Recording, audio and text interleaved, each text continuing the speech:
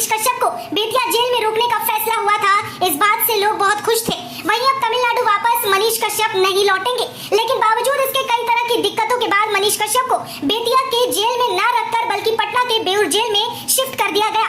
वहीं आपको बताते चले कि आज पटना के सिविल कोर्ट में मनीष कश्यप की पेशी हुई। मनीष कश्यप को लेकर पटना के सिविल कोर्ट ने अपना फैसला सुना दिया है और कहा है कि मनीष कश्यप बिहार में ही रहेंगे और कहीं नहीं जाएंगे। इस बात की खबर मिलते ही उनके चाहने वालों और समर्थकों में खुशी लौट गई है। सन ऑफ बिहार अब अपने राज्य अपने लोगों के बीच ही रहेंगे।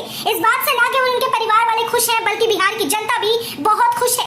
बीते दिनों जहां देखा गया कि मनीष कश्यप के लिए भारी हुजूम सड़क पर जन सैलाब का रूप ले चुकी थी, जहां उन पर फूलों की बारिश की गई, जहां उन्हें लेकर नारे भी लगाए गए, वहीं उनके चेहरे पर मुस्कान थी। मनीष कश्यप को दोबारा से पुराने अंदाज में देखना लोगों के लिए बहुत ही अच्छा साबित हुआ है। वो और भी ज्यादा मजबूत और हिम्मत आ गई है उनमें। वहीं अपने शेर को दोबारा से पुराने रूप में देखना बिहार वालियों के लिए किसी सौभाग्य से कम की बात नहीं है।